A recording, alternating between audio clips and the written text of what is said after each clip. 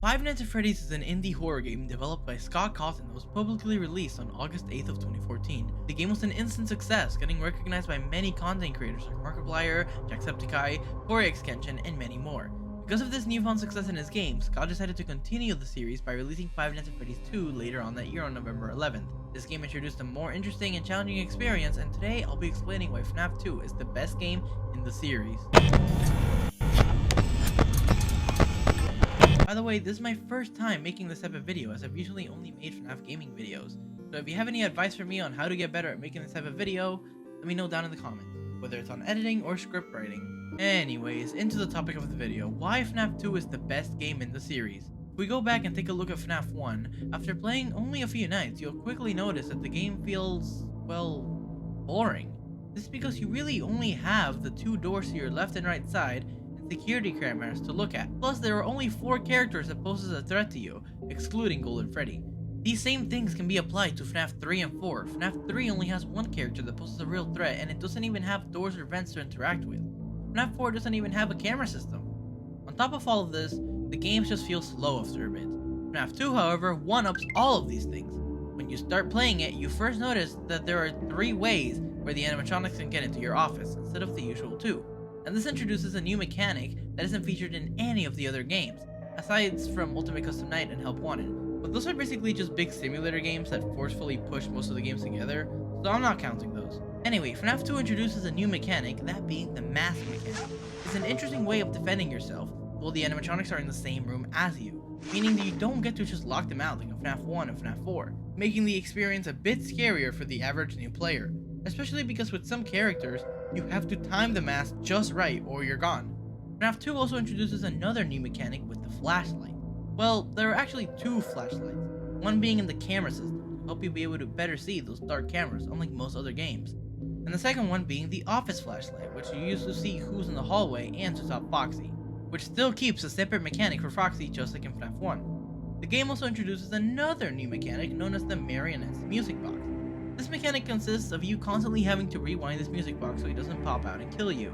It's basically like Foxy's camera mechanic in FNAF 1, except you can actually stop the marionette, and it's just more interesting than looking at purple curtains.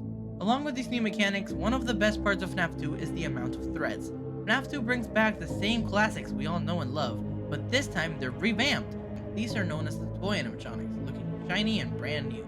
The game also still keeps the original animatronics, just this time they're known as the withered animatronics, and they're having a nice little family reunion in the parts and services room that for some reason has a door that's always slightly open. The game also introduces some new faces like Mangle, the marionette that we already mentioned, and that balloon guy. Yeah.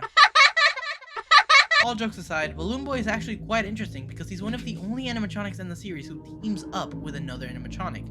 That of course being Withered Foxy, one of the originals tucked away in the back room. Now, this takes us back to the office flashlight I mentioned earlier. If Balloon Boy manages to slip into your office, consider your flashlight batteries gone, as he somehow teleports them out of your flashlight and into his round plastic hands. Sweet, succulent AA batteries. And in this game, you need your flashlight in order to flash Foxy, or else all of these characters added together equal more than any other FNAF game. And that's not even counting the 3 secret animatronics.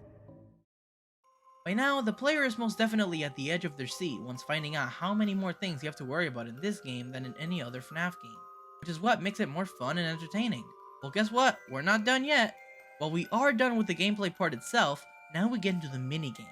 FNAF 2 is when Scott really started to get into the lore of FNAF, adding mysterious minigames. When you first start playing the game, you have to play this short little minigame where you play as Freddy for only a few seconds. You don't really get to do much in this one, except just look left and right at Chica and Bonnie, and after a few seconds, it just glitches out and leaves a small message behind saying, "It's me." However, this minigame does appear later in the game, but this time it's more glitchy, and then with the marionette looking directly into your soul as you move your screen. In some ways, I wouldn't really count that as a minigame since it's different from all the others and it's very short, but I thought I'd add it either way. Moving on, now we have a bunch of 8-bit style minigames where you play as different animatronics, while in others, you give life, and you also get to see someone dying in the background. How fun. Some of these minigames happen when you beat a night, or when you lose a night. Now, for the sake of this video, and for my average view duration stats, I won't be getting into detail about what happens in every minigame or when they specifically each happen, but if you're interested in knowing more about that, feel free to look it up after the video. But overall, these minigames are essential to what jump-started the FNAF lore, and you have to appreciate that.